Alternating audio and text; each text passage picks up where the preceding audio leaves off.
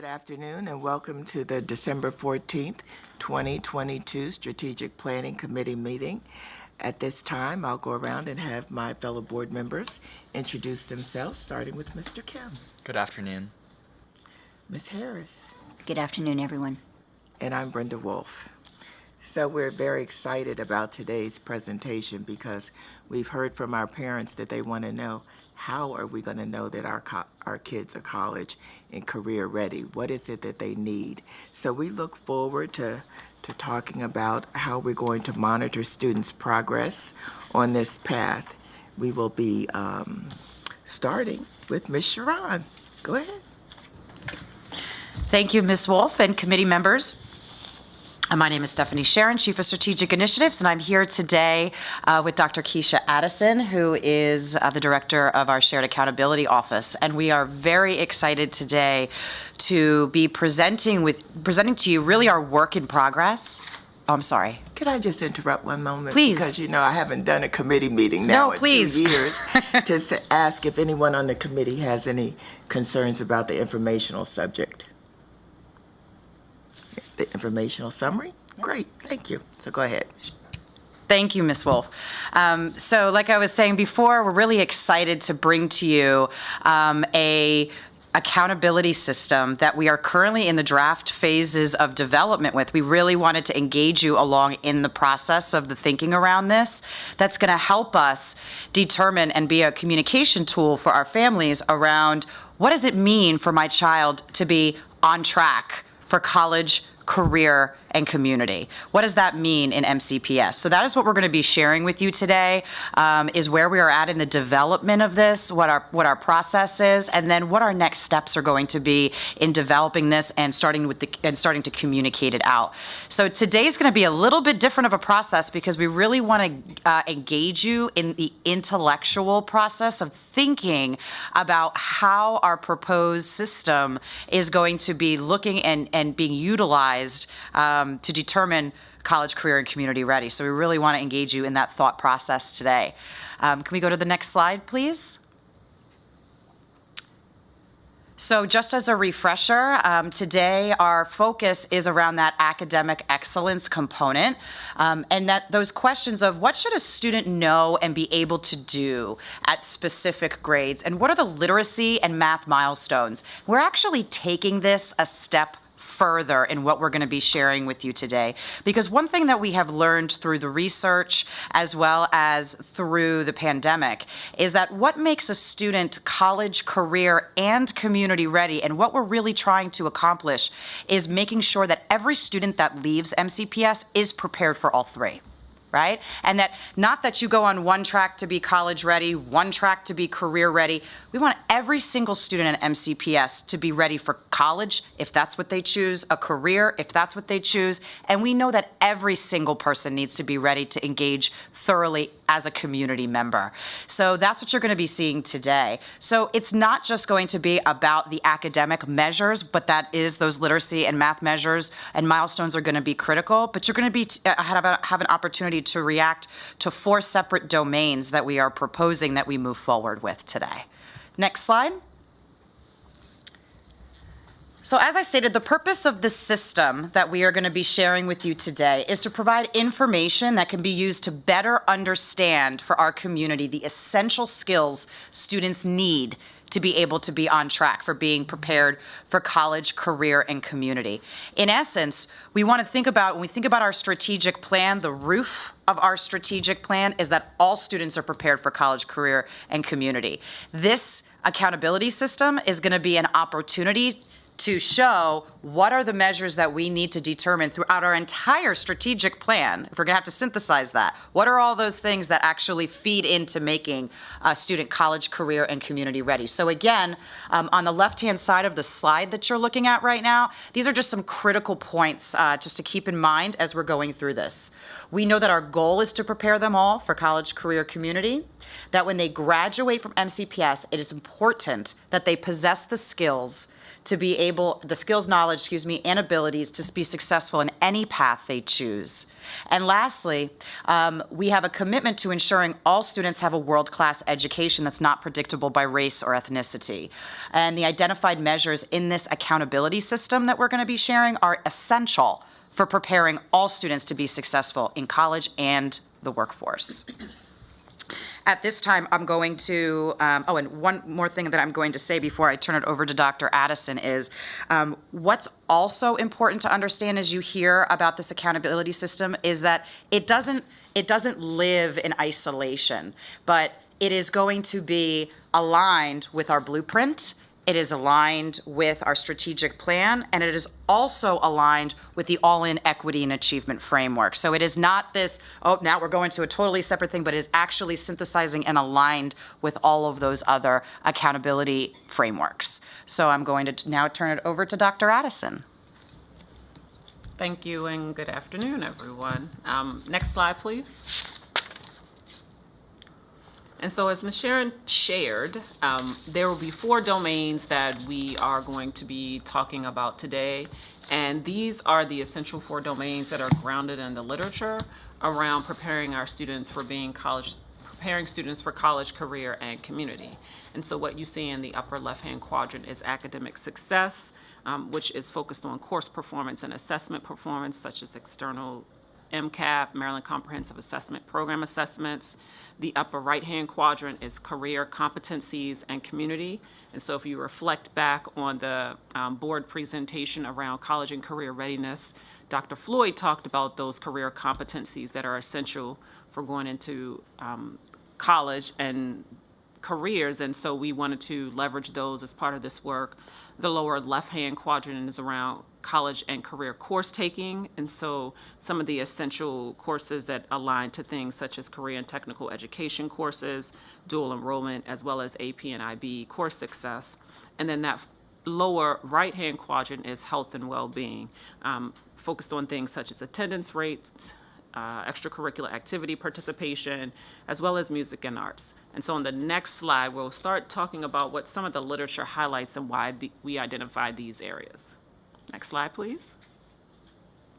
And so while there's a lot of information on these slides, really just want to bring your attention to the bolded information. And so what we know about academic success when we think about the performance of students, it has been shown that course performance, how they perform in their courses, is the strongest predictor of being both high school and college graduation. And so, at times it was thought that SAT was the strongest predictor, but now more so they're talking more about your GPA and when you leave your courses in high school as being one of the strongest predictors as it relates to performance. We still kept in standardized assessments such as SAT and ACT because they are linked to college enrollment and performance, and recognizing that as a district, we have that as a priority. We pay for our students to take the SAT, so definitely wanted to leverage that information that we use for students. On that right-hand side, career competencies. And so as we think about career competencies and career planning, one of the things that we know is important is that students set forth their post-high school, but that post-secondary plan. So what do you intend to do? And starting with those plans earlier rather than later. And so part of what we're thinking about as it relates to this, and you'll see what grade levels we're thinking about, but starting those planners as early as middle school right now for students to begin thinking about what do they want to do once they leave MCPS and leave high school.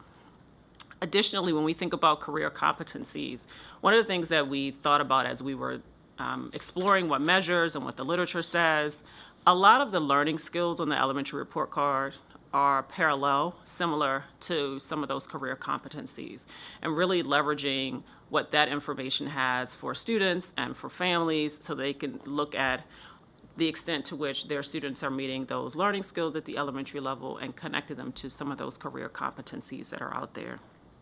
And then finally, when we think about that last area in terms of community service, and so what you'll notice is as we looked at the literature, we found that for students, even if fulfilling it as part of a class requirement, right, their odds of graduating college increased if they completed or participated in community service opportunities. And so really wanting to use that, and as a school district, we know that students need a certain number of student service learning hours, we'll say SSL, before they graduate. And really, as part of this accountability system, creating markers in terms of the expected number of hours by certain grade levels that we would want students to hit as they matriculate through the district. Next slide, please. Again, college and career course taking, so that's a really important aspect when we think about helping students think about what their post-high school, their post-secondary plans will be. So thinking about things such as dual enrollment, as well as taking college credit courses and CTE courses as well. And then for the health and well-being, so part of what we wanted to do that Ms. Sharon elevated was we really wanted to think more whole child, not focus solely on only academic measures, because when we think about college, career, and more specifically community, it is about the wellness and health of yourself as well. So really thinking about what are some of those measures that we can use. One of the things that you may have noticed, and you'll see on the next slide when we get there, is we focus on music and arts participation. And there was an article out there talking about longitudinal impact of being in music in terms of academic outcomes, specifically I think it was math, right? So we wanted to bring in that music and arts participation as a measure of health and wellness too, especially at those levels where you get to select and choose to participate in those courses. Next slide, please. So this slide provides a general overview of the grade levels we are exploring for this accountability system across the domains. And what you see for each of those bullets are the general categories of courses we'll be looking at. We'll go into a little more detail further on, but this is just the high-level view. So when we think about grade 3, so for our grade 3 students, we think about that as the beginning of the intermediate grades. They've left the primary level. And when we think about academic success, one of the things we want to be able to look at are their courses that they're in, those essential core courses that the students are in, as well as their assessments that they take, be it national assessments, of the MAP assessment or the Maryland Comprehensive Assessment, as well as assessments that are available for students who may be receiving services, such as our English learners, our students with disabilities. And the second category, when we think of career competencies and community, that's where we're talking about those learning skills that our elementary students have on their report card that families see. For the college and career course taking at the elementary level, we're thinking about access to enrichment. And so wanting to afford all students that opportunity to access enrichment in their courses. And then for health and well-being, attendance rate is essential as we think about the importance of attendance, and a well-being survey, which is something that is listed as future. And so one of the things I failed to mention around this accountability system is one of the essential aspects of it, and Ms. Sharon alluded to it, is we want these measures to be accessible to families. And so these are measures that they would see, right? So a family receives the report card, so I know what my child's learning skills are, and as we identify the measures clearly for them and publicly, they can say, oh, I can look at my child's report card and say they've met these learning skills that are identified in this system, or they've earned the grades that have been identified in this system. Or we send the score report home around the Maryland Comprehensive Assessment Program. So all of these things are intended to be things that a family can easily see and ask questions about as they go into schools and help engage with their child's teacher. For 8th grade, what you see here, we're looking at marking period average. It is very similar to grade point average, but it's just a marking period. Technically, middle schoolers don't have a GPA, so just using the technical term here. And again, looking at those comprehensive assessments that come from the state, as well as the MAP assessment, which we use locally, but it's nationally normed.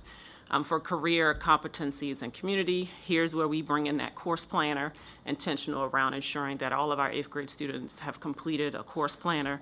And then we begin to think about what are their student service learning hours by the end of 8th grade. We would want students to have earned a certain number of student service learning hours. And again, when we think about college and career course taking, the access to enrichment. So are we ensuring that our students are on the path for college and career? As well as for the health and well-being piece, looking again at attendance, extracurricular activity participation. This is where we're bringing in music and arts participation, because at middle school you kind of elect, it's not a requirement that you take a music course like you do in elementary, but you can elect to do that. And so using that as part of the health and wellness piece, as well as then a well-being survey, which again, we've identified as a future to come aspect. And then finally, for grade 10, intentionally selecting grade 10 when we think about the requirements of the blueprint and how they're moving things down to grade 10. So we wanted to align to that as well. And so for academic success, we're looking at grade point average, and then things such as the PSAT, because as a district, we pay for all of our 10th graders to take the PSAT, the access assessment, which is for our English learners, and again, our Maryland Comprehensive Assessment Program. And then similarly to middle school, the course planner and student service learning hours as those career competencies and community aspect of this system. And then when we think about college and career course taking, looking at how many courses students have earned, meaning are they on track for graduating? So when we think about course credits earned across the year, potential enrollment in CTE courses, dual enrollment, and then AP IB courses. And again, for that last health and well-being section, it is very similar to what was described for grade 8. And at this time, I'll pause and turn it over to Ms. Wolf and the rest of the committee for any potential questions. Thank you. This is very interesting to me. Before I start letting my fellow board members have a question, could you just talk to me about access to enrichment at the 3rd grade? What is that, and what does it look like? So in our 3rd grade courses for literacy, for example, there's the enriched literacy curriculum, which is around enrichment, as well as part of the benchmark assessment, students have an opportunity to be enriched in their courses. Also, students have an opportunity to be enriched in mathematics. And so that's kind of what we're leaning on for that portion. Yeah, well, I could see literacy and mathematics, and that's what I thought. But those are opportunities that aren't available to everybody because everybody's not at the same level to access those. So if you're telling me that these 4 domains are what I need to be able to measure whether my kid is college, career, and community, whatever that means, ready, I'm not sure that this doesn't pose an equity issue in my mind. And so part of the identification is to try to reduce the inequities around opportunity for access when we think about enrichment. And so what we know and what we've observed before is when we shine a light on some of the measures, there's an intentional focus and the guidance that we can provide to schools around ensuring access and opportunity for all students, not some students. And so we see this as an opportunity to increase access because we're saying that we want to ensure that all students have this opportunity because it helps in their ability to demonstrate that they're prepared for college, career, and community. But they all have that opportunity already. See, this is where I'm having. It's a conceptual issue for me that to access enriched literacy, you have to be at a certain level. To access sort of enriched math, you're going to have to be at a certain level. So, I mean, just saying access to enrichment is not the same thing to me as it's going to result in something equitable. So, and maybe I'm just not quite understanding it. Are you getting it? And go ahead, I'm going to let Mr. Kim speak. No, I mean, I'm trying to wrap my head around that question as well, but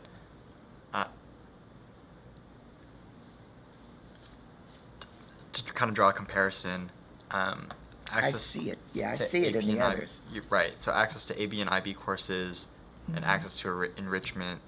So you're saying the equity concern is around?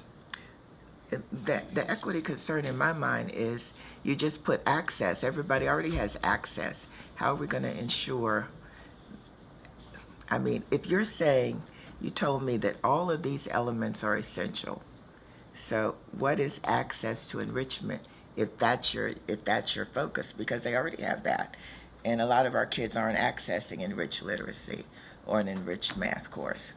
So why is that a necessary element of this? Because I thought the research showed basically that you just needed attendance and course grades. So I just want to, I know that we don't have curriculum here with us, so I just want to point out that within the curriculum, even for students who are not accessing enriched literacy, there are extensions. And so a student who maybe is not at the level of being able to get enriched literacy, perhaps they have a gift in poetry.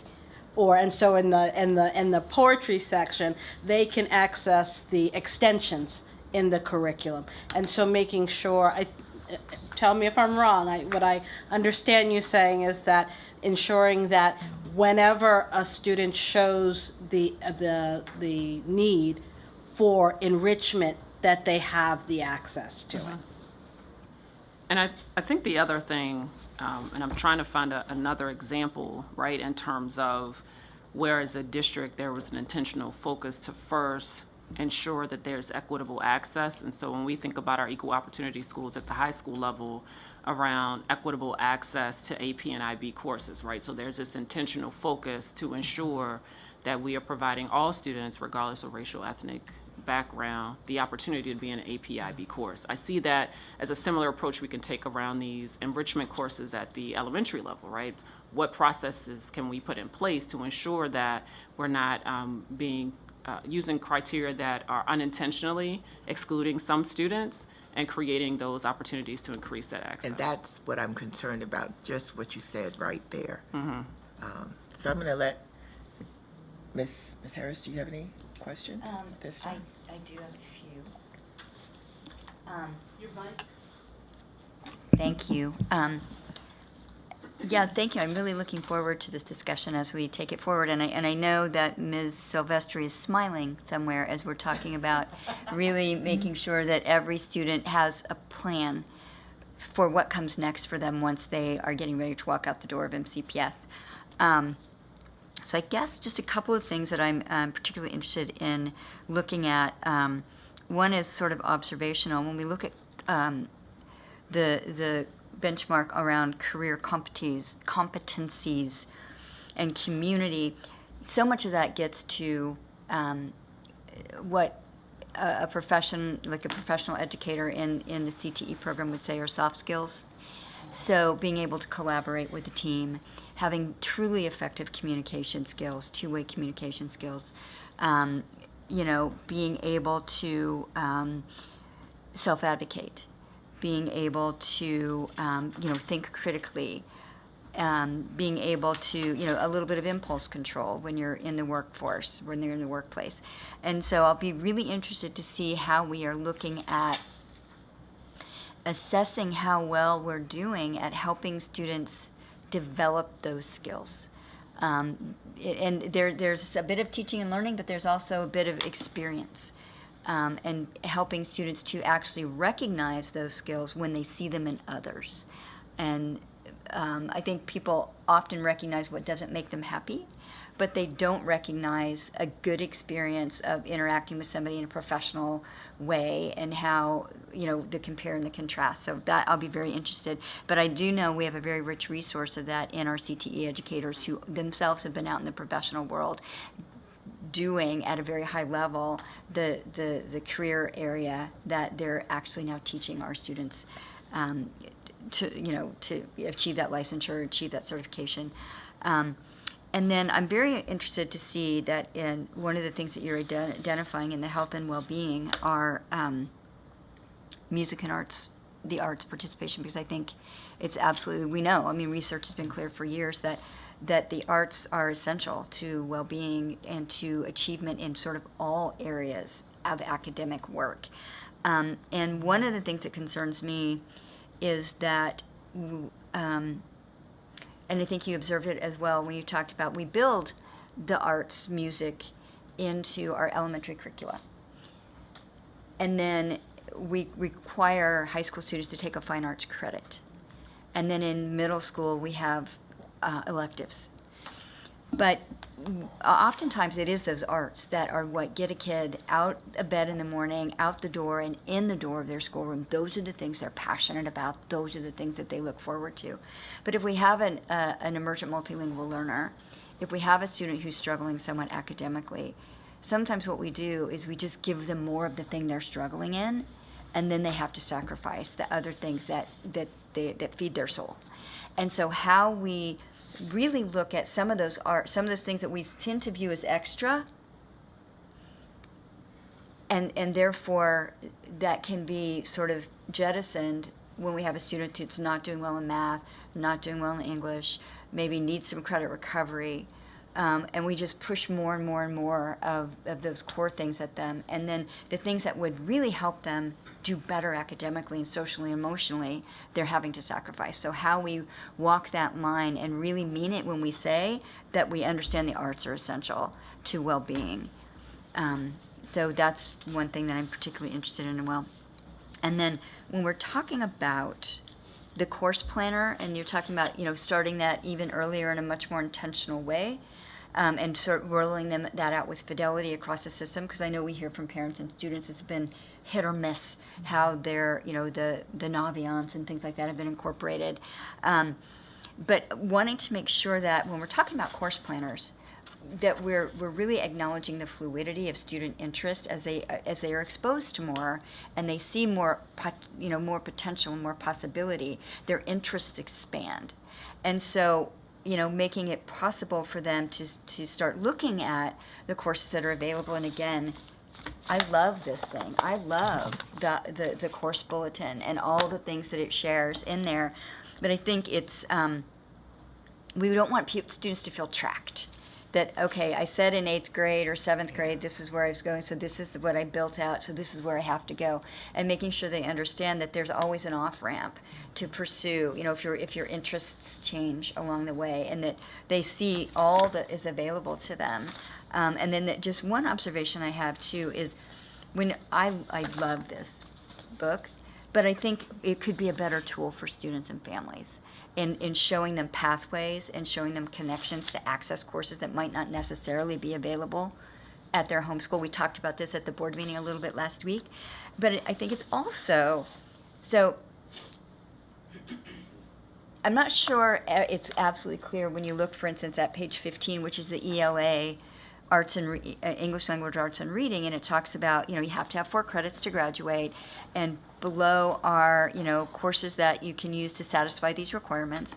But then it starts with, English 9A, 9B, English 10 AB, English 11 AB, English 12 AB, which if you're not savvy and sort of really digging down here, you might think that those are the courses you have to take.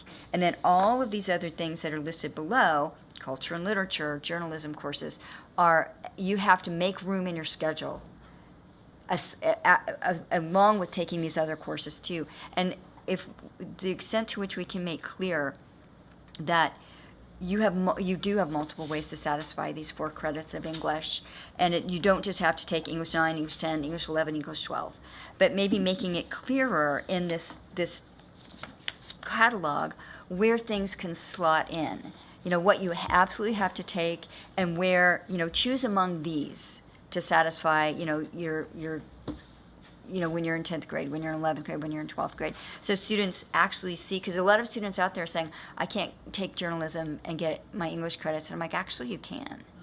But they're not seeing that. They're not understanding that. And I think it's a public service to them to make them understand how they can satisfy these credit requirements by taking courses that really do interest and engage them. So those are my comments, and thank you. Mr. Kim. I just wanted to follow up on actually that last part. I think almost intrinsically, course planning requires a tremendous amount of education to the student, to the family, to the community, and even outside of the catalog. That's something that I think, just like taking this deliberate effort with the course planner, it requires a very deliberate effort to ensure that. Really as you enter middle school, right? Because that's for a lot of students the first time they can encounter some high school courses or really start thinking about course planning, understanding, all these nuances about prerequisite courses and graduation requirements, what it means to take an AP course, all of these kind of these complexities of course planning, I think, require like a very deliberate education for the community. So. I just have one other follow-up. I know that you have well-being survey for the future. Is this going to be a survey for the student, for the parent, for the school? I mean, who's the survey for? All of the above. So our vision really is to ensure that we are soliciting well-being, because we all need to be well. Teachers and staff need to be well to engage with the students. We want our students to be well, and we also want to understand that our families who are supporting their students and their children to be well too. And so we're in that process of thinking about the equity accountability model, particularly the culture and equity component, has this survey aspect built in. And so trying to leverage one survey to kind of get enough that we need for the district to kind of help in all of these areas. So it really is around the multiple stakeholder perspective. But in the context of a student being college, career, and community ready, it definitely will be the student lens that will be applied, and kind of what we're bringing to you today is this aspirational approach to thinking about this. But we are planning to kind of gather that information from other stakeholders. Because I could understand it at the 8th grade and even at the 10th grade, but I was kind of wondering, and I know it's not ready because you have future on here, what you were envisioning for 3rd grade. So there are some surveys out there around wellness and well-being at the elementary level, and research says as early as 3rd grade, we can really do a really robust survey with those students, and so really want to start early. There are other opportunities that we would have to think about for lower grade levels, but when we think about this, we will have that opportunity. We have some good sources to kind of help us in that regard. Okay. On these 4 competencies, these 4 domains as you call them, you are going to be reaching out further to the community to get some input on this, right? Yes. Yes, so we really wanted to engage you in the draft process right now. And like I said, we're at the early stages of developing this. So we are, actively working internally right now on getting feedback, talking about what this looks like, engaging in these robust conversations as we're doing today. And we're also going to be having opportunities to engage with our community as well. So yes, to that question. Okay. I guess what I'm always concerned about when we're engaging with the community, that we are engaging with the community, not just our partners who are typically more well-educated. We need to be sure that we're reaching the people who want to understand what it is their kids are learning. So that's it. Please, go ahead. So thank you very much, Ms. Wolf. If we can go to the next slide, please.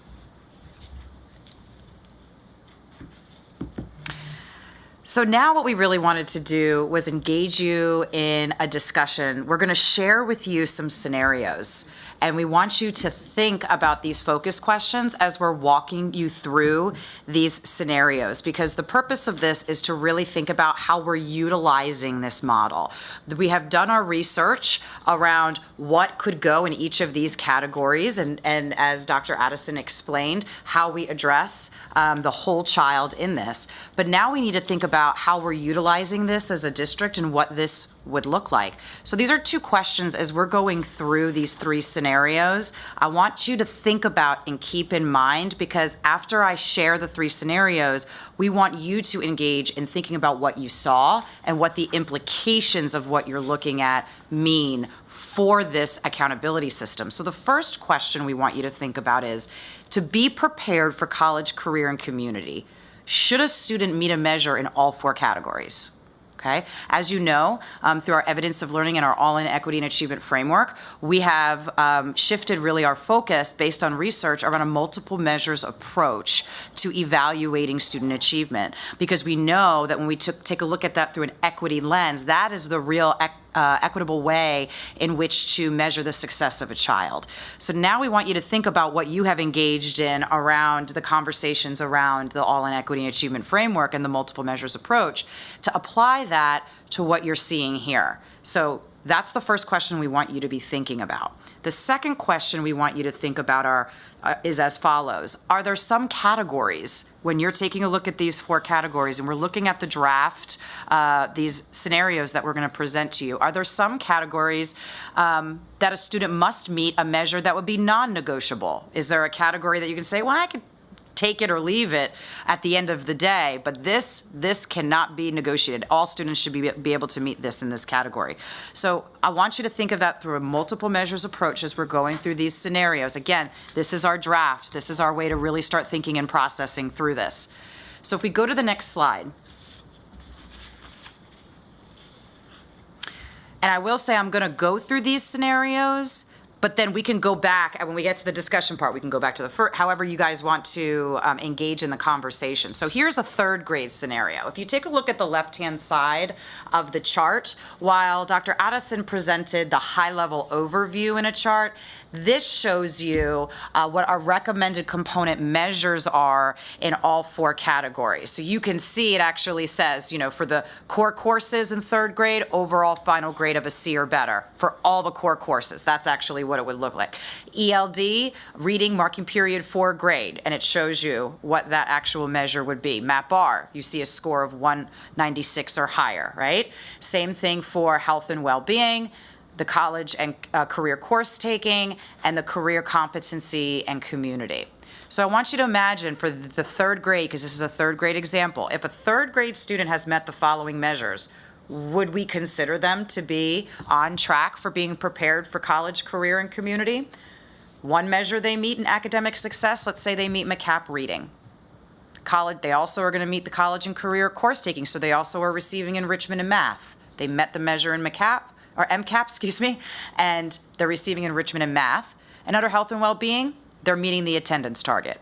So if we took a look at that based on what we see on the left-hand side, we consider this child college, career, and community ready. Next slide, please. Here's an 8th grade example. So as you see on the left-hand side, you see the recommended component measures. As I stated in academic success, you can see those listed there for career competencies and community. And I'd like to also point out the college and career course taking per what we were just discussing, what Ms. Wolf brought up around what does that access to enrichment look like.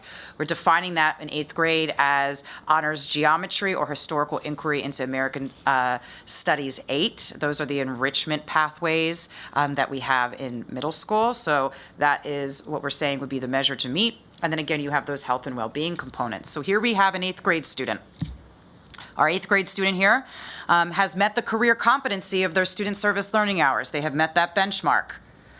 For college and career course taking, they are enrolled in honors geometry. And lastly, for health and well-being, they met the attendance metric. By taking a look at this 8th grade student, would we say, okay, yeah, they're on track for college, career, and community. They're on track to being prepared. And our third scenario on the next slide.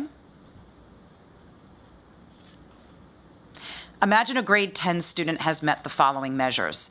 Okay, so again, as you can see on the left-hand side, we have the 10th grade recommended component measures and what they look like.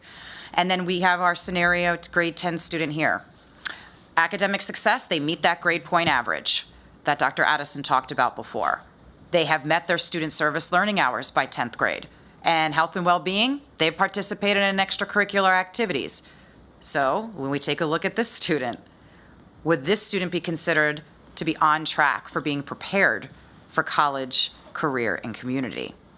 So what we want to do now is I'm going to bring you back, if you go to the next slide, to our focused discussion questions, right, that I asked you to think about as we were going into these scenarios. So what really constitutes a student being prepared for college, career, and community? Do they need to meet a measure in all 4 categories? Are there some categories that a student must meet a measure that would be non-negotiable? So now we want to go back, and I'll turn it over to Ms. Wolf for how you would like to process this conversation. We can go back to scenario by scenario, or if you want to holistically just engage in discussion, we'll go with what your will and pleasure is. Well, I think we're all kind of looking at each other. I don't know how they feel. I'm having I need to process, I guess, a little bit more, because I'm still on the first question I asked you, enrichment. See, I don't understand. Go back to the grade 3 one, the grade 3, this one, this slide, which is on mine. It doesn't have a number on the slide, but it's the grade 3 recommended component measures. It's 3 slides previous, whoever's Yeah. running our slide deck. I guess where I'm having my difficulty conceptually understanding is enrichment having to be a mandatory component. That's where I'm having my difficulty. And exactly what is on track? I mean, are you telling me that if I'm in the 3rd grade and I don't meet one aspect of that, I'm not on track? I mean, certainly I've got 4th, 5th, 6th, 7th, 8th, 9th, and I can be on track by the time I get to 12. What is on track? I mean, if I don't see that, am I not on track? That's, as a parent, that's what I would ask. And like I said, I'm still having a little trouble with enrichment being a mandatory component. I like what you have for grades 8 and grades 10, I believe it was, but I'm having trouble processing that for the 3rd grade. So I'm going to turn this over to Ms. Harris. Do you want to Well, jump in I'm here? sorry, Ms. Turn your mic on if you do. Ms. Wolf, if I could, the questions you're asking is the exact intellectual struggle we wanted you to engage in this conversation. This is what we want to wrestle with. Is it just one of these measures? Or, I mean, when we've thought about, for example, what we're looking at here, are there multiple measures under the academic success category that we're saying a student should meet or must meet, or is it just one? So that's part of this conversation today, to really engage and unpack some of those questions that you're raising, because those are things that we also are struggling with as we build out a system like this and wanting to ensure that these are the questions that we're able to answer once we finalize it. Well, you know, clearly to me, grades and attendance are a must. They're clearly must in my mind. I don't know that MAP scores is a must. It's a must that you take them for the state. I don't know that I think it's a must to be college and career ready, because just like any test, I always question bias on it. So I'm not sure that I would agree with that. I do like the some of the learning skills. I think that they are important. The softer skills that kids need, I think it would alleviate some of the problems that we see when they get to high school in terms of just being able to deal. I like the wellness component. I think everybody should have some sort of art and music. I definitely think that that's a mandatory, but I still don't know about enrichment being a mandatory component. And on track, what is on track? Can I not be off track on a grade and be on track by the time I'm in the 8th grade? So I'm struggling with that. And I would say, I mean, just as our approach here, and I would, to me, processing, as you're talking processing, it would be easier if we talked at each one of these one at a time, the grade 3, the grade 8, and then, even though I know there's some through lines, but that, I don't know, I just look at my colleagues. Yeah, that sounds good to me as well. But personally, most of my thoughts and questions are kind of more macro, but that works with me.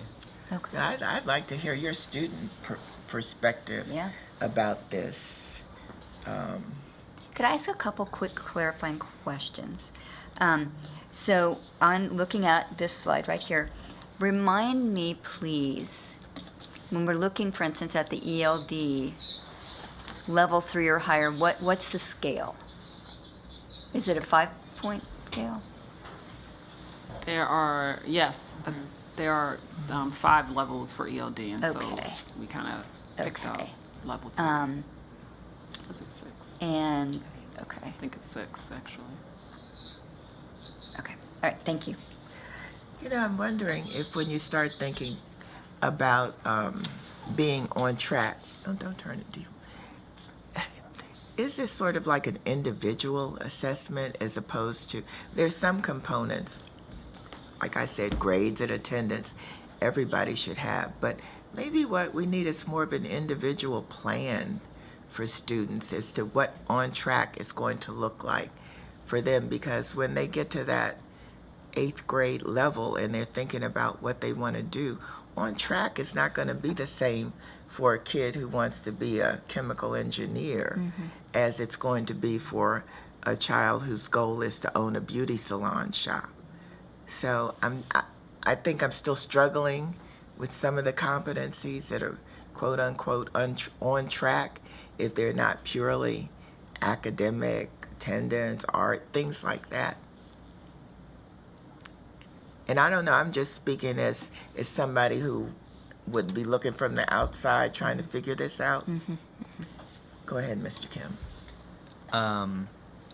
Yeah, for me, that on-track piece, I feel like, regardless of what the end goal is, I think you have to kind of draw a line at some point that says, these are the kind of universal skills and measures you need to meet in order to be deemed ready for, if the goal is college and career and community for all students, then of course there has to be a line drawn of what kind of applies universally. And it's my opinion that I think all these measures, math literacy, social emotional wellness, all these kind of metrics do fall like within that line of being valuable tools for college and career readiness across the board.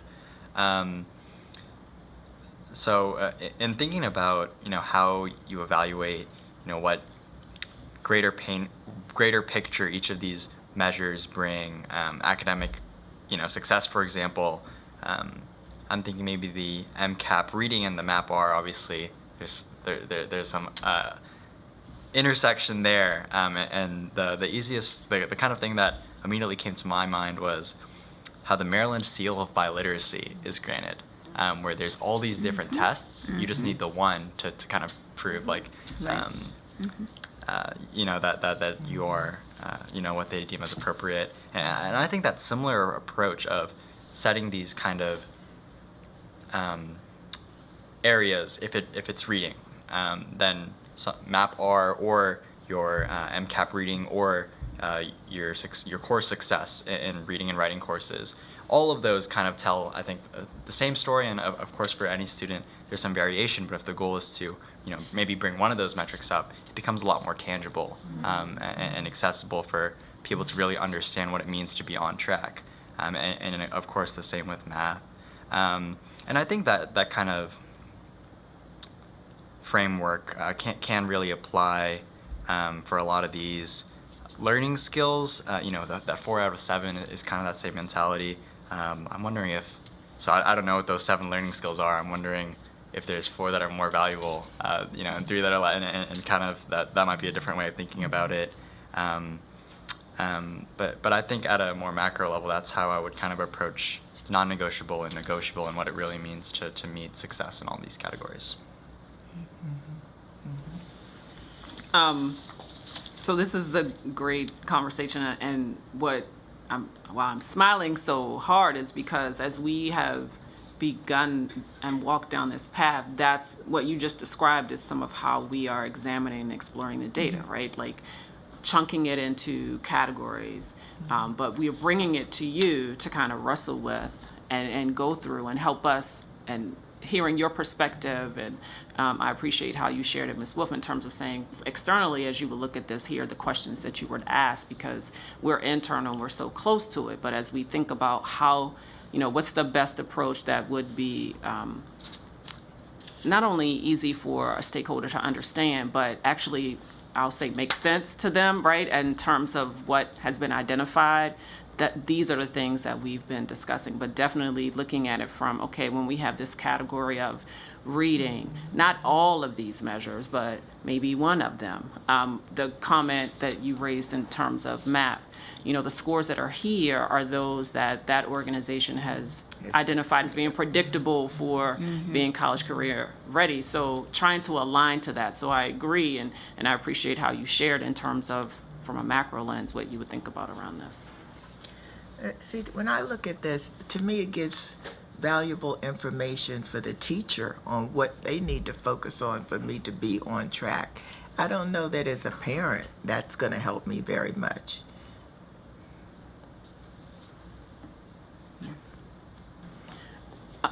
Can you share more on that? Because one of one of our goals was really to make this more accessible for families, right? So that as a family or as a parent or guardian, when you see these, you know that your student is moving in the right direction to be prepared for their end goal, whether they want to go to college or career. So definitely want to hear more your thoughts around how, at this time, right? I get it's a lot in terms of processing. It's not that I have a lot more to offer. I think, like I said, it provides valuable information, but it doesn't convince me that if my MAP-M score is 200, that I'm not on track. That's where I'm having my difficulty. It provides information for the teacher that maybe I need to do something a little different if 208 is the goal.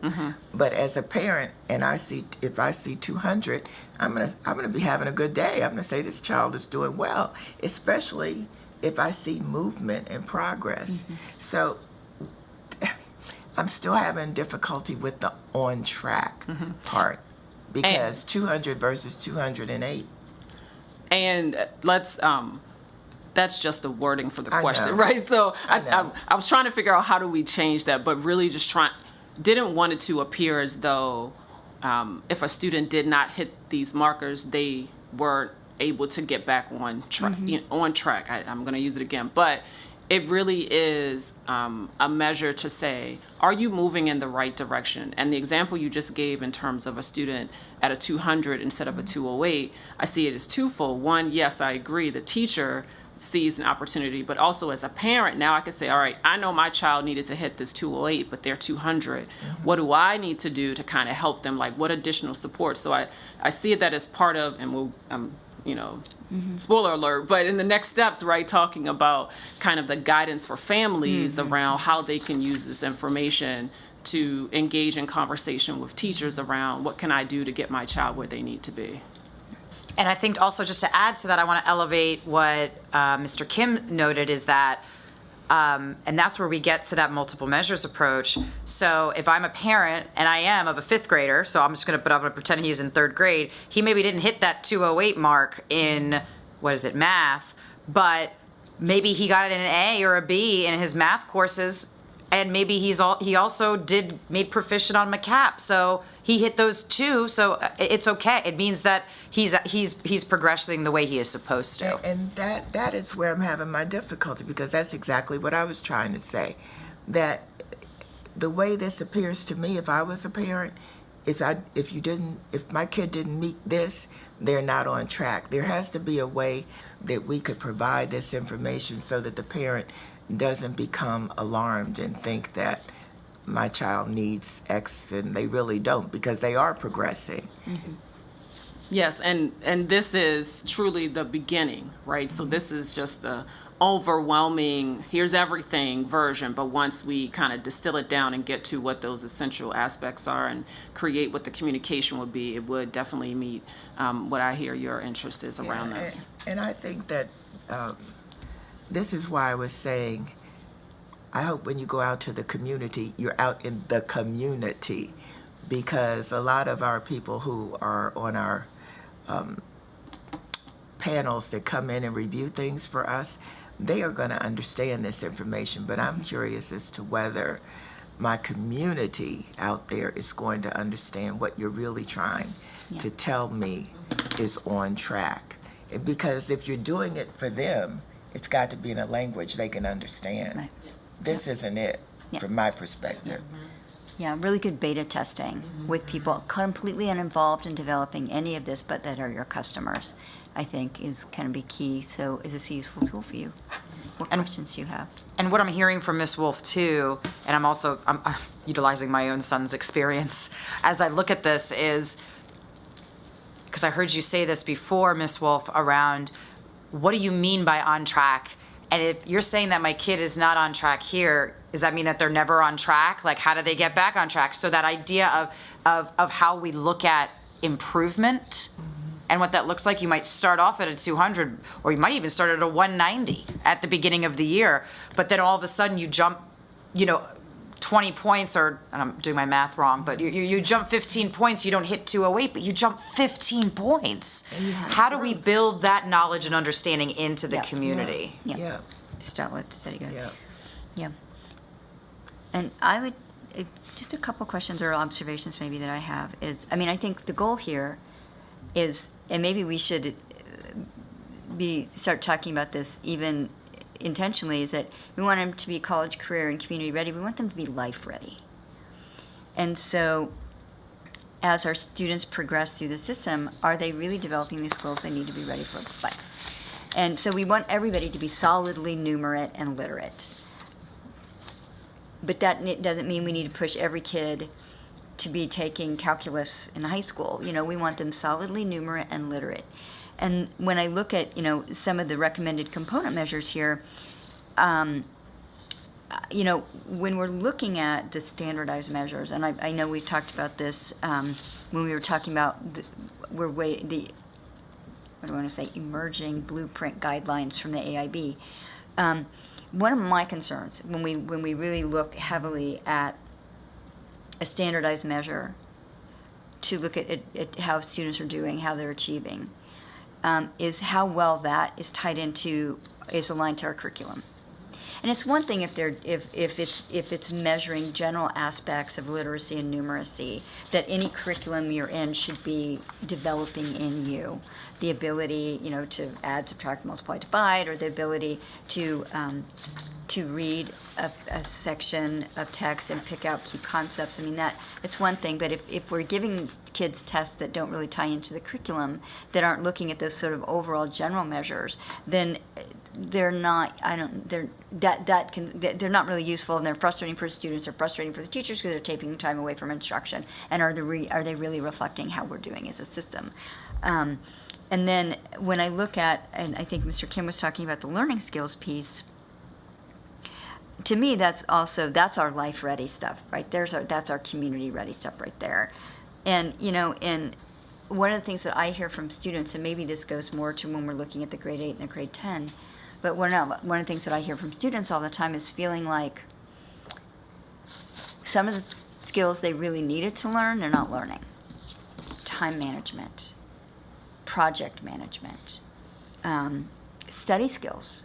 And those are things that truly can't be intentionally taught, but they have to be intentionally taught. And it's when the teacher's just reminding students to write deadlines in their planner, I mean, that's a good tip, but that's not teaching them time management, project management, you know, study skills, intentional study skills. And so those, I think, are things that our students are telling us they want and need, but that I think we need, maybe should be, you know, looking at really intentional ways to put them painlessly into the work that we do, starting in the early grades and sustaining that going forward. And then, you know, looking at the learning skills piece here, I mean, to me, I just remember when my kid was little, and every day we would walk to school, and I'd say, what am I going to say to you right now? And he would say, you're going to tell me to be a good listener and a kind friend. I'm like, actually, if you do those two things, your life will be a success. And so, you know, building in and those get to the soft skills too that we're talking about, but they start in kindergarten, you know, good listener, kind friend, everybody helps clean up, you know, that kind of thing. But those are life skills that are going to serve people well, whatever they do, wherever they go, whatever path their lives take. So, anyway. So I think I've kind of been able to wrap my head around using access to enrichment as a metric for college and career course taking. And for me, I think it's easiest to draw a comparison to AP and IB courses in high school. So using physics as an example, right? You can take AP physics, honors physics, or on-level physics. I guess the concern for me is that if we're calling on-level physics, and a student graduates, goes through high school only taking on-level courses, you know, them staying on that track, that they're expected to take that on-level track, by that, in that scenario, even though they've been on the path that we've called on-level, using that access to AP courses as a metric, they would not be college and career ready in that pillar. My understanding is that if our goal is to prepare all students to be college and career ready, an on-level education should still instill with them the tools that they need to be college and career ready, Yeah. and the metrics we use to determine if they're college and career ready should reflect that. So I'm, and assuming that that's kind of a similar story with enrichment, I think that, that's perhaps, even if it's, if we want to, I'm not sure, but just kind of that understanding around what it really means to give all students the opportunity to be college and career ready, and having a metric that accurately reflects that, I think that's a consideration for sure. That's a good point he raises, because we have actually heard that point from our students. They feel that they have to be pushed into AP, IB, honors. What about kids that are taking just on grade level courses? And I'm wondering, and this is just a side thing, if you're sharing this with students who are old enough to understand what you're trying to tell them about what they need to do for on track, are you going to create well-being issues in their mind if they're not meeting that standard? Yeah, I agree. I've struggled for years, the whole time my son was in school, because he was being pushed and accelerated and things like that. And I just thought, what's wrong with being grade level, on grade level? What's wrong with on grade level? Because if you're on grade level, you're where you're supposed to be. And then I think it's gotten a little bit better lately, but there just was such this overwhelming push, and I'm like, what's wrong with being on grade level?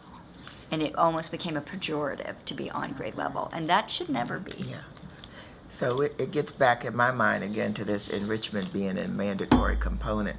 I'll be very interested in what the community has to say about Yep. that Yep. as a domain. And I would like to add that definitely the intent wasn't to relay that, if a student isn't hitting any of these measures, they won't be prepared for college, career, and community. And again, I think as we are engaging in this discussion, this conversation around some of these proposed measures, some of them are more viable than others. Maybe some are mandatory, right? So when we think about the academic success bucket, are there ones there that you would say, you know what, I definitely want a student to have all of their grades in a course to be a C or higher. That's the mandatory piece. These others, they're optional, right? I could give or take those, but maybe within that category, I want a student to at least hit this one. And so I think if we think about all of these measures that are in there, applying that lens where not all of the ones that you see have to be required, but as you look at them, what are some that you definitely would say, you know what, if a student doesn't hit this, then we need to reevaluate and we need to provide additional supports for that student to get them where they need to be. Yeah, and I think, and I appreciate that, because I do appreciate what you're saying, that the research shows that kind of the biggest predictor is just grades. And so, because I do think, especially looking at our grading policy as a teacher, if we have students who are struggling to get C's in their courses, then in my mind, one of the first things we need to be doing is looking at other things that are going on in that student's life. So are they socially and emotionally well? Are they well? Because, really, I think the way the curriculums are designed and the way the grading policy works, it does enable pretty much every student to achieve C's in their classes. And, looking at if the student's not achieving that C, looking at other things that are going on with them in a really focused and intentional way. I actually think this has been a great discussion, because we've never had this much input into how this is going to be rolled out. So I'm very pleased to be able to think about this with you, and I'm just excited. I want to know when you're going to have the meetings with the community, because I'd like to kind of sit in and listen to those, because I believe that we're starting at a good point, but that they're going to have some real concerns that what happens if my child doesn't do this? And I don't think we want to create the stress of thinking that this is the only thing that is going to make your child successful. Right. And I think one of the things to focus on is when you're looking at these multiple, and this is multiple measures, right? Which is what we say we want to do. We want to look at students from through multiple lenses to see how they are doing. But maybe we want to kind of reframe this as, is this helping us make sure we know how to make sure your student's getting the support they need to succeed? And so if we see a student that isn't, hitting a certain benchmark or something, that's a signal for us to make sure we're closing the loop on the supports that they need, the strategies we want to be providing to a family, that kind of thing. But it's not, it's not a judgment on a kid. It's a how do we help you? That you are 100% correct. And I think the ultimate vision here is that, like you said, some of these measures become signals for both parties, right? It could be a signal to a school to say, okay, on this individual kid, we got to think about what supports are. But what we hope, and again, a spoiler of what's coming in a few minutes is what our vision is around the next steps is, how do we create robust experiences for parents to be able to engage around this information and whatever the finalized information looks like, so we can actually help improve their advocacy for their child so that they can come to a school and be armed with information, because we know that sometimes, and I'm a former principal, a lot of times the parents, they come and they just go, well, how do I know if my kid's doing well? And they're not armed with the information they need to be able to come to the table and say, this is what I saw. What questions do I need to ask as a parent of the school to make sure that my child's needs are being met? And our hope is that we'll be creating robust advocacy on both sides, on both the staff side, because we're that knowledge and education for them on what these are, which most of them they actually are already look at. But then for that parent, how are we creating that? And I know that is one of the priorities when we think about two-way communication as being a priority, and that well-being and family support. This is one way to do that from that academic component. Parents shouldn't just be engaged with the school when either there's a problem with the kid disciplinary wise, or because they're calling because there's a problem with their kid on the emotional side. Mm-hmm. We should be able to arm every single parent with what they need to be able to come to the school on the academic component whenever they need to or want to be able to engage in those conversations. And I think that's been a missing link for our community for quite some time, and all parts of our community, as Ms. Wolf said, which is why it is going to be so critical to be engaging our real, authentic community, because if we're not getting their feedback on this, and two, building their knowledge base on how to utilize what the final product is, then we're actually doing a disservice to them. Thank you. Do you want to continue?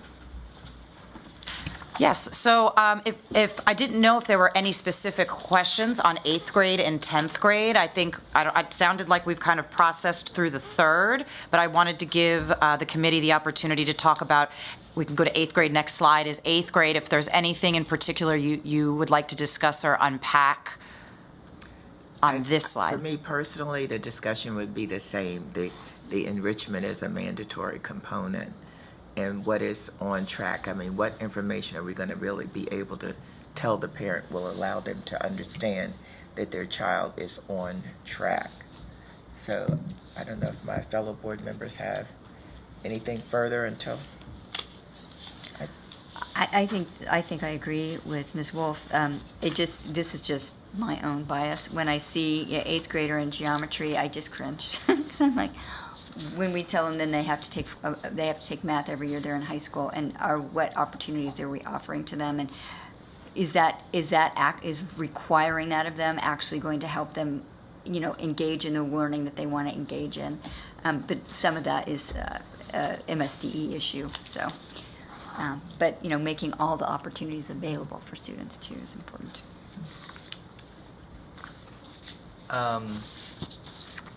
So I think there's an intrinsic challenge with, the final answer or the goal of this tool is to say it's a binary, right?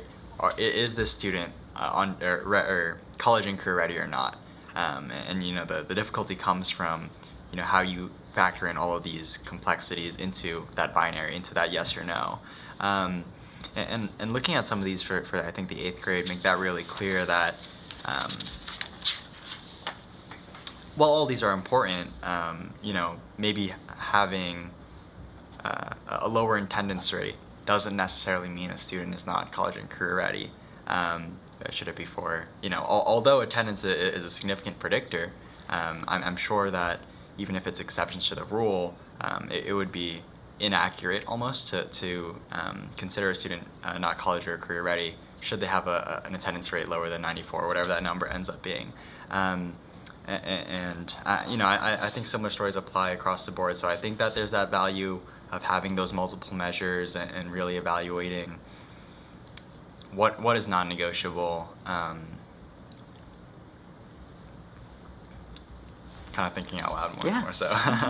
And one of the things that I'm hearing from you all, Mr. Kim, you raised it earlier when you said, what are the universal, right? Like, what's the universal that everyone, and then kind of what we've brought forward today is more that aspirational, right? So, and there are students on both ends of this spectrum. And so as we continue to engage in these conversations and, hear additional feedback, I think that will help us get better measures and identifying, because we're not saying that these are mandatory right now, right? Like, we're just saying these are aspirational. Here's where we would want students to be. However, even if your child is not there, that does not mean. And so I think going back to what you raised before in terms of what are those universal ones that we could potentially identify as well. So one of the things that I'm reflecting on is, families of students who are on both ends. And so how do they see their child in this? So if I have students who are enriched and accelerated and gifted programming,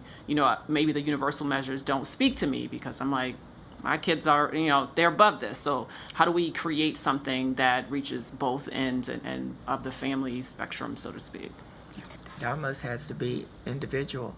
But I was going to suggest that I do think attendance is an important measure. I don't think that you ought to put 94%. I think you should talk to the parents about attendance having implications on the academic performance if they're not in school to receive the instruction. And, of course, if they get too many days, then you have a discussion between the parent and the teacher. But I can agree with Mr. Kim, 93%, you're telling me we're not on track?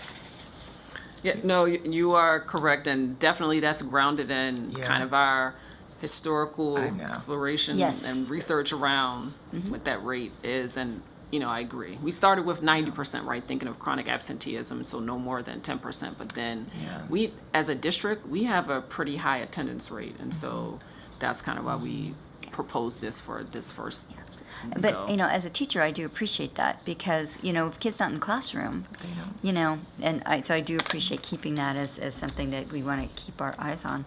And I guess conceptually for me, and I don't know how you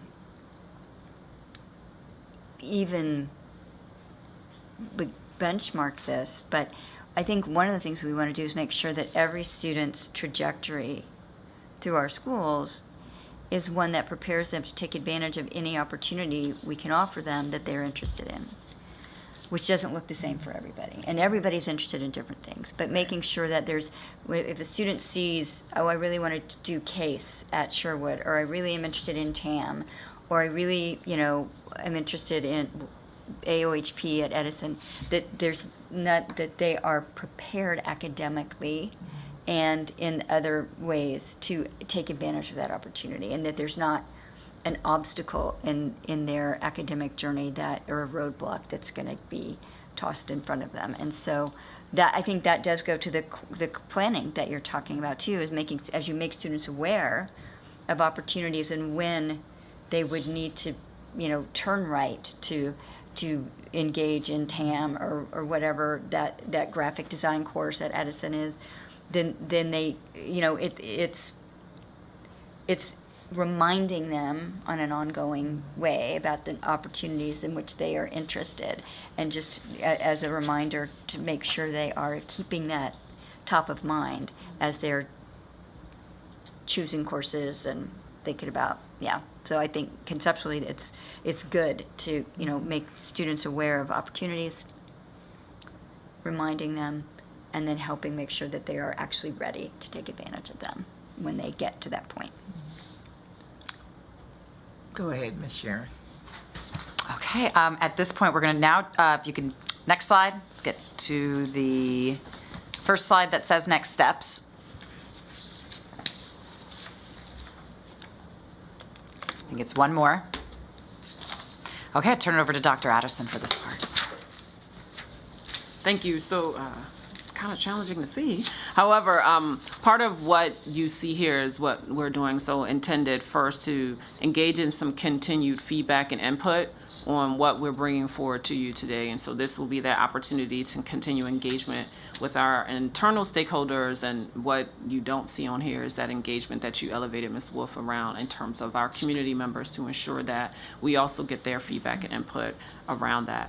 And then we're going to do data modeling. So that's something that we always do when we build accountability systems. We model the data to ensure that as we look at the analysis rolled up by school, and then we look at it by student groups within a school, and ensuring that we don't see patterns, right, of certain student groups' data not looking like other student groups, because then we're creating a system that creates predictability by race and ethnicity or services, and that's something that we don't want to do. So intentionality around ensuring that what we put together really is equitable for all. And then finally, sometime in the spring, hoping to bring that forward to the full board, bring this forward to the full board in terms of additional conversation around the topic. And I'll turn it over to Ms. Sharon for the next slide. Yep. And then in just, like, this is just a little bit more detail about what we're thinking about as far as short-term and long-term, and really the why, like why we're doing it. And again, we're really trying to engage with school and district leaders.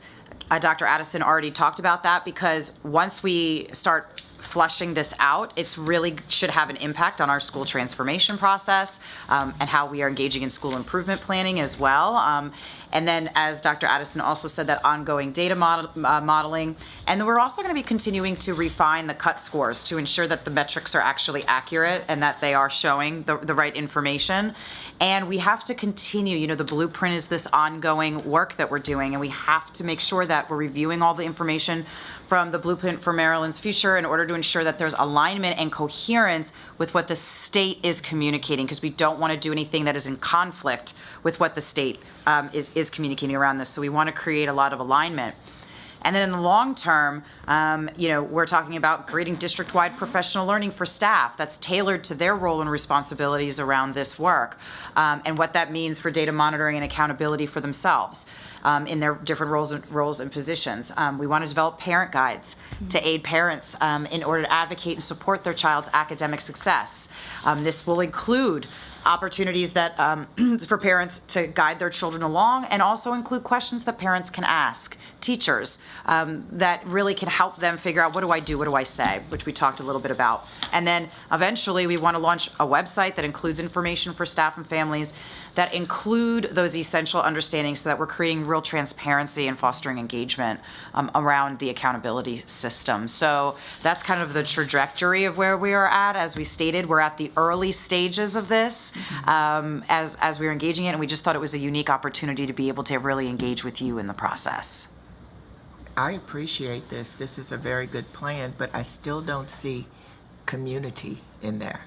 I see school and district leaders. I don't see community, parents, PT. I don't see anything like that. And I think it's important, if you're sharing something that the whole county can look at, that they see themselves as part of this in that. So I'm wondering if we can, when you're thinking about it, get some plan for communication as to how you're going to go out and reach out to the public. If you could come back and share that with us, we'd appreciate that. Absolutely.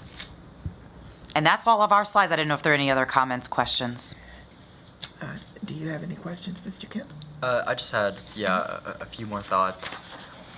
Under the long-term goals, including what parents can do to guide their children along. For parents and students, I really see this as a tool right? In that regard, I think that it should be very explicit in saying, if your child was scored improficiently in this test, in the MCAP reading, these are the exact things that you can do to guide in that. Being very specific and breaking it down to really be provide that individualistic kind of support that each student might need. And then the two things I just wanted to reiterate, again, I think not only community engagement, but community education is really important around this work. Course planning, it's just really complex and almost inaccessible for a lot of people, I think.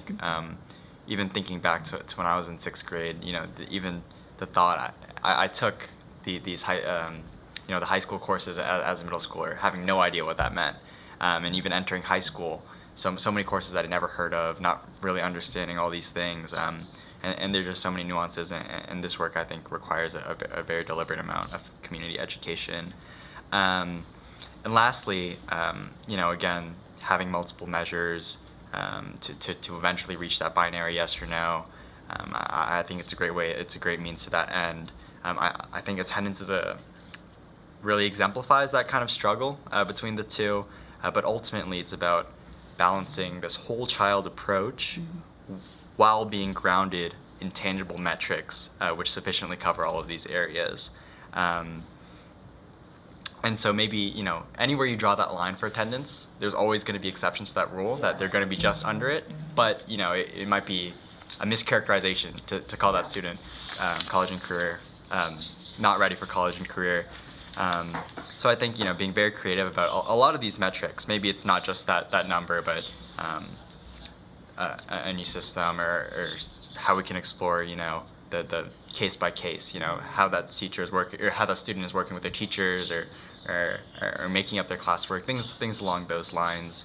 And I think a similar story applies for a lot of these. One example that also came to mind for that grade 8 student, access to enrichment. There's 2 courses listed there, one being a math course, one being a history course. If a student really shines and wants to go into a career that is maybe more closely related to reading or writing, right? Not being enrolled in either of those courses maybe doesn't paint the full picture. So, just how, but at the same time, of course, college and career course taking is essential. So it might not necessarily make sense to have that as a negotiable as opposed to a non-negotiable. So, again, the balance between the two. But yeah, those are my final thoughts. Ms. Harris? Yeah, and I think I so appreciate that, having a framework for this is essential, because that's the work of schools. That's what we do. We are, our job as a public education school system is to prepare our students, and we have to have a framework so we can make sure that we aren't missing anybody, that nobody's falling through the cracks. And but I really, I had written it down, and picking up on what Mr. Kim said, it's also, what we're trying to develop here is also, it's a tool for multiple users. So it's a tool for people in the schools to make sure nobody's going to fall through the cracks, and we're giving students what they need when they need it to keep moving forward. But also, we want a tool that is useful for our customers, our students and our families, to be able to understand if things are going well, or if maybe we need some support, but not to, categorize, label. We want it to be a real, just a nimble enough tool that people can look, and maybe that it gets even into the language. It's we just want to make sure, your kids, are generally achieving one of these things for reading, one of these things for math, and then we know they're doing okay. And combine that with what you see at home, and if you have any concerns, you call us, you ask us. And I guess one group too, though, that our newcomer families are always being able to effectively engage them and support them is ongoing work. And I think oftentimes when we see our newcomer families, they're coming into an education system that's very foreign to them, which is one source of stress and anxiety. And they may well be coming through a process or a trajectory that was itself traumatizing, so that's another thing. And then, so how do we, and then kids are smart. So even if a kid comes into our school system, they don't speak any English, that doesn't mean they're not smart. It doesn't mean they don't know a lot. And so how we are actually supporting students in ways that are meaningful to them to continue to develop intellectually without, holding them back because they don't meet some benchmark from being in a primary English-speaking system. And that I think is ongoing work, but having a tool that helps those families too understand how they can best support their students and what questions they can ask for and what help they can get. Because I think too, sometimes you may not be coming from a system where there were a robust system of supports available, so you don't know to ask. This is not part of your experience. So having a tool that is nimble in that way too, non-overwhelming, but very useful.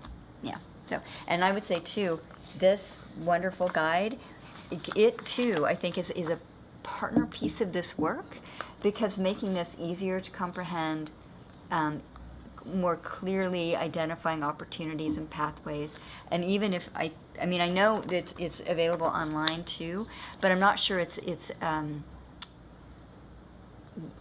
like interactive online, which would be very useful. And we probably have like 1,500 smart 15-year-olds in our system that could design that for us. But having this, available electronically in an interactive way that actually supports sort of the work that we're doing in Naviance and that course planning work, so people can say, well, if I do this, what does that look like? And making it easier for people to actually plot multiple journeys if they're, have multiple areas of interest. So I just want to thank you for the work that you've done on this. It's really exciting. I have, of course, some concerns that I've already shared with you, but I'm also just want to reiterate the concern that our parents are not educators. This has got to be simple enough for them to understand what it is that they need to help their child with in order for their child to be college and career ready without scaring them. Because right now, I have a third grade grandson. This is scary. This is scaring me. So I just think that we have to be able to communicate with all of them in different languages. So you have your work cut out for you on this. I'd like to see us get it out there and get community feedback as soon as possible. And I think this is a really good thing that, how we have those parent academies. This would be really that's good a great idea. for our parent academies, in addition to our partners around. So thank you, and unless anybody else has anything, I think we are adjourned.